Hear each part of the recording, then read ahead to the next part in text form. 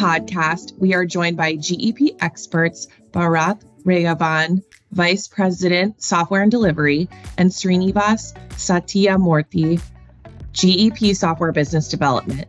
We will talk about the critical role of procurement in organizational success, the benefits of implementing P2P tools to enhance visibility and improve compliance and governance, and the positive impact of automation on financial decision-making. Let's get into this conversation. Welcome, Bharath and Srini. Why do CFOs at mid-size and high-growth companies looking for compliance and investments need to focus on P2P? So thanks, Alexandra. So just to share some initial perspective on this topic, if you really look at the overall flow or the cash chain, so to speak, it is that the P2P cycle, particularly when the invoice is being paid, that the money leaves the door, right? Until then, if you look at it through a CFO lens, it's almost all within the organization. It's particularly important that given P2P is where the rubber truly hits the road, it's important to develop a culture of compliance and focus on controls and rigor to ensure that the P2P process and leading up to the accounts payable leg is truly where the costs are controlled. Now, what that means in particular for the mid-market segment is that, as you'd expect, our experience in the mid-market, given where they are in the growth cycle, a lot of the focus, and rightly so, tends to be on top-line growth, on driving the core business functions, making heavy investments. And the P2P process is almost seen as an administrative chore to get the invoices paid. But when these companies are in the business of scaling up and with the future in mind, it's absolutely the right time to look at how to model your P2P processes and bring in the discipline of control and compliance, which is all about bringing back the linkages to contracts, bringing back the links between the invoices to how much has gone through a proper sourcing process and procurement engagement. It's this discipline and the culture of discipline that's really going to stand the test of time and enable these organizations in their beyond the initial growth phase to sustainably manage their business while ensuring that there is getting maximum value for the investments they're making upstream, particularly in their procurement and the contract management functions. I'll hand over to you, Srini, if you want to chime in with your comments. Yeah, thank you, Bharath, for sharing your points. And Alexandra, I'll pick on some words which Bharath used and some of even the question which you shared, right? You mentioned high growth companies. High growth companies, the name says it all. When they are growing significantly, what happens is they spend a lot of money, right? They have to be sustainable in nature. They have to be compliant in nature, and all those things leads to what Bharath was talking is essentially having a framework. And this framework is also supposed to evolve with the growth of the organization. When you implement a P2P solution, what happens is it gives you an opportunity to relook at the framework which you initially planned for the organization. And it also, this framework which you implement, it comes with a lot of compliance, which comes with companies supported during the time of implementation of these P2P solutions by companies like GEP, right? So what we do is when companies like GEP come in, we bring in a lot of expertise. We have our SMEs in every single vertical. We share our processes on what they should be aware for the next 1, 2, 3, or 4 years. And Procure to Pay brings organizations the flexibility to mold these processes, mold these policies, which will ensure companies are always on top of the game with these compliances. Excellent. Thank you both for your input. Let's move on to the next topic. Why should CFOs at mid-size and high-growth companies focus on procurement for cost savings and optimization? Yeah, I think it's a great question, Alexandra. So I think I'll kind of build a little bit on some of the themes I mentioned in response to the earlier question, right? There is a natural tendency when a company is growing rapidly, and again, I go back to the example of mid-market and high-growth companies. to focus on what's going to drive my top line, and that's it is but natural. The casualty of that is that you fail to create a culture of cost focus and cost optimization. And it's very difficult to grow that into your ways of working at a later stage, because inevitably a high growth organization will over time find that it gets into a more secular rate of growth. And at that point, it is but absolutely vital that they go back and look at how they improve the bottom lines, which is where cost saving through procurement as a lever becomes all the more important. Now, hence why it's important that when you're still in the nascent stages, you make the right level of investments in both process and technology, and really look at procurement not as a cost function, but as a differentiator that's going to drive value to the bottom line. And put those process and systems in place, which when you scale up in due course is going to automatically bring in the right kind of controls in the first place without trying to re-engineer and trying to plug gaps in the process. The second thing which is very important to note is procurement, particularly in some of these companies which are in the business of making physical goods and material, it can literally break the bank if you aren't sensible about the way you procure upfront, right? Because it's especially in the service industry, there is inherently some room to come back and tighten up the way you procure. But in companies which are in the physical goods manufacturing space, procurement is pivotal, right? So CFOs need to look at procurement not through the lens of a cost, but as a strategic function. And the earlier they can begin this journey, it's easier it's going to become over time to make that a way of working with the organization. It's as much about culture as it is about process and policy. That's my 2 cents. Again, over to you, Srini. Thanks, Bharat. So when we talk about cost savings and optimization, it brings back to a lot of points which Bharat mentioned in terms of bottom line. But when I hear bottom line, the first thing comes to me in my mind is visibility. What happens is in my past life, I've spoken with so many leaders in the finance, in the procurement space. When they do not have a right framework in the organization, what happens is they tend to forget on what's happening on the tail side, on the indirect side, or SG&A, right? So what happens is when you enable a strong framework, eventually you find a lot of opportunities to improve on your bottom line. And when this happens, automatically optimization is something which can be derived. Now, how optimization is something which is derived by enabling procure to pay aspects, multiple procurement solutions, by looking into these frameworks and policy is not only by making sure the compliance is focused to our internal organization, but it's also the collaboration which is done with external parties, third parties, and also vendors. So when you have this overall framework of strong vendor collaboration, when you have the framework of making sure you have a complete visibility on where your spend is going with the right compliance, with the right approvals, with various different metrics which you put into this framework, cost savings and optimization becomes, as a thumb rule, and it gets derived automatically. But CFO has a very strong role to have a very strong relationship with the procurement function in the organization. And when these two relationships come together, that's where goals for cost savings and optimizations really take a view to make it happen and ensure, with the help of multiple different aspects of what is happening around the world with respect to sustainability and whatnot, these things will be merged with those aspects, and it will come and result to seamless business processes. Excellent. Thank you so much for your input on that topic. Let's continue on. What should CFOs at mid-size and high-growth companies prioritize when looking into new technology? Yeah, that's an interesting one. So new technology is always a very fanciful thing to go after, right? And I don't think I'd blame anybody.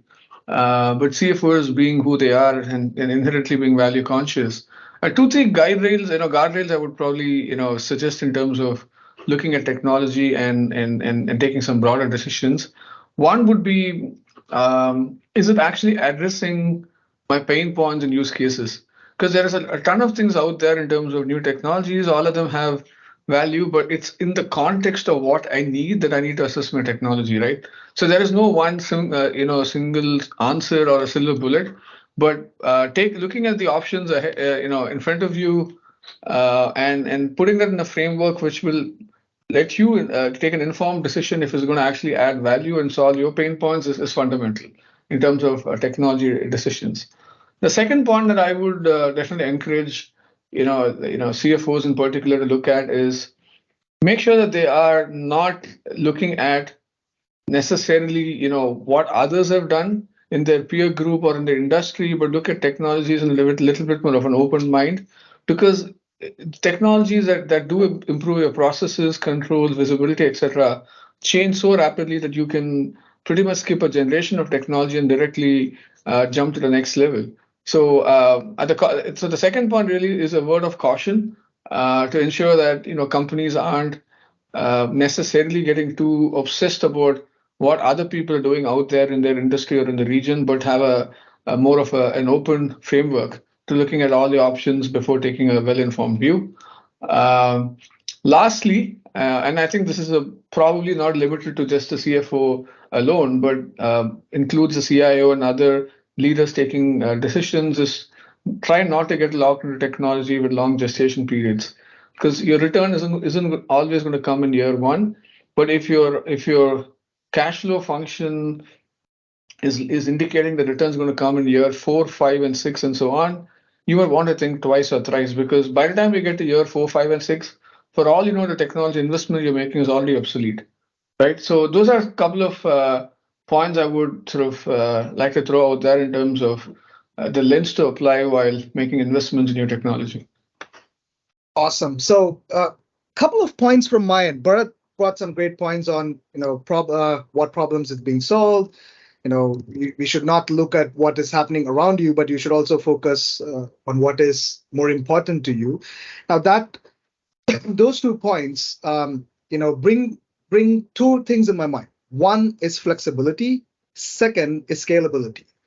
Now, definitely flexibility and scalability, they go hand in hand. So flexibility, why flexibility is important is because especially high growth companies, when they're growing, they are evolving with multiple things which is happening in the industry. They have to adapt to a lot of things. They have to adapt to their clients. They have to make sure the business is growing to the vision which has been set. And the world is also changing. We know what is happening across the globe.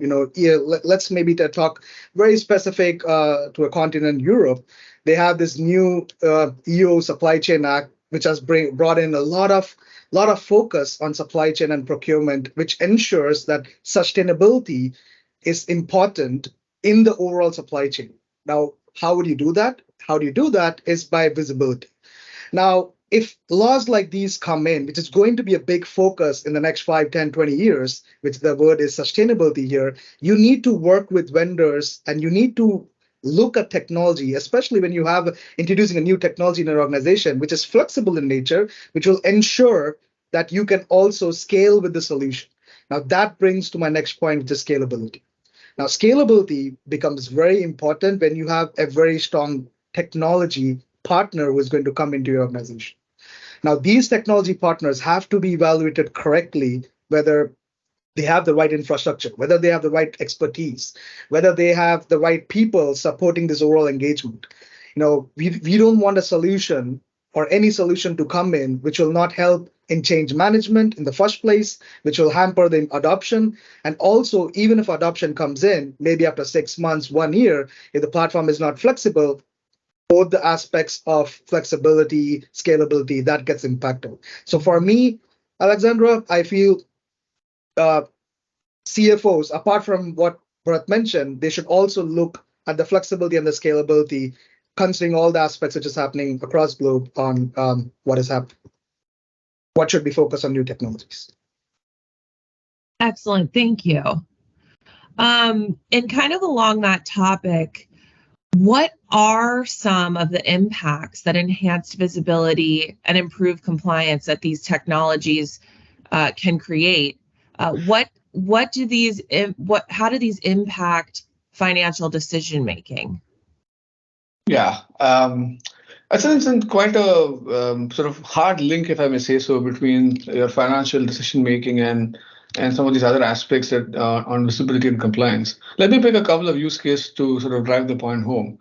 If you look at financial decision making at sort of high level, it's these are around typically if you look at it through the lens of the S2P process, is around enabling the treasury and function, for instance, to take decisions on how much of capital to maintain, how to deploy the overnight funds, what is my average working capital turnaround and so on, right? My number of creditor days, etc. Now, these are broad, big organization level decisions on how to manage cash flows, and the cash flow around the purchasing process is obviously a key component of that.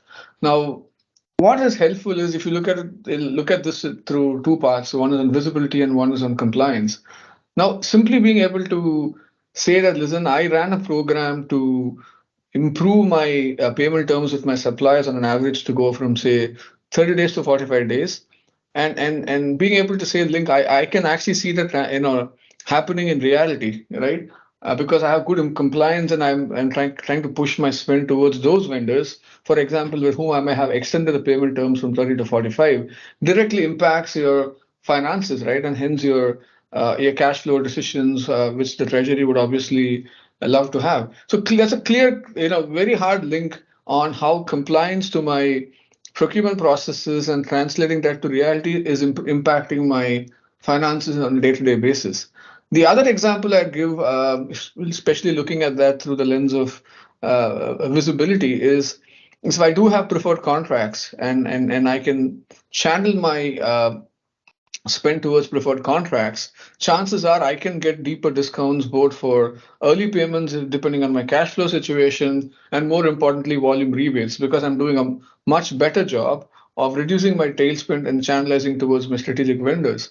That will instantaneously almost translate to better cash flow management, reduce my working capital investments, and help me take more optimal decisions, at least on my cash cycle insofar as procurement and purchasing is concerned. So I think this is, to me, absolutely critical. In fact, if I may offer the GEP experience, that's one of the reasons why we often find that the analytic solution the GEP offers is very popular, not just with procurement colleagues, but also people in finance, because it is this level of insight that really sort of helps them optimize their decision making based on real-time data and insights.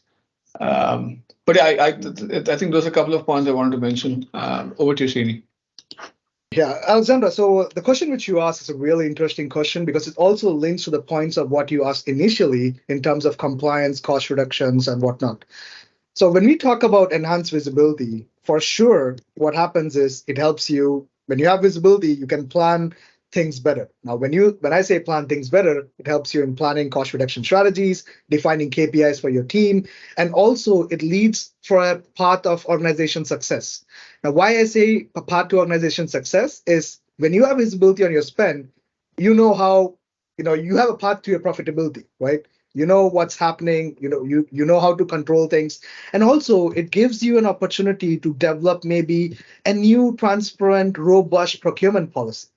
So visibility is the core focus for a lot of different business leaders, including CFOs. And that is something which can be planned by enabling strong and new technologies, right? So the previous questions which you asked is linking very heavily to the word visibility here. Now, also, talking about improved compliance, let's not forget compliance is the core and fundamental for every organization, because without having the right compliance in place, you can probably not have a lot of structure in attracting the world around you. Now, what I mean by that is, let's say you're a company who is going to drive a successful IPO, right? You need to build trust with your shareholders. You need to build trust with the external world. Now, for that, you need to show what the kind of policy you have built in your organization, and also what kind of supplier relationship, what kind of supply integrity you have in the overall business network. So all that put together, for financial decision making, it is very important to have visibility, very important to have compliance, because that is going to derive what the vision for the company is and how fundamentally they can, take a roadmap for themselves for next 2, 3, 4, 5 years. So making sure visibility and compliance is there in place ties down to all the other points we discussed with respect to cost savings, business collaboration, business sustainability, and whatnot can be achieved seamlessly if you have these two elements in place. What challenges do mid-enterprises face along the lines of sustainability? Alexandra, when it comes to high growth companies, one of the things which they should be cognizant of is especially when they're selecting a new technology, is also their readiness to adapt to a new technology. You need a lot of IT support, a lot of people support when you actually implement a new platform. When you implement a new platform, definitely things like scalability, flexibility, innovation is needed, right? You need that, but also readiness to adapt to these new technologies is super, super, super important. And why I say that is, the world is evolving. We had COVID, we had multiple different aspects. We had, breakdown on supply chains in various different part of the world. With all of this, the world is evolving and learning. And in this phase of learning and evolving, the organization strategy is also changing constantly. So when the strategy is changing constantly, we should be aware that how, multiple platforms, multiple technologies, how they adapt to this change. Especially when, traditionally a lot of companies preferred having on-prem solutions or softwares.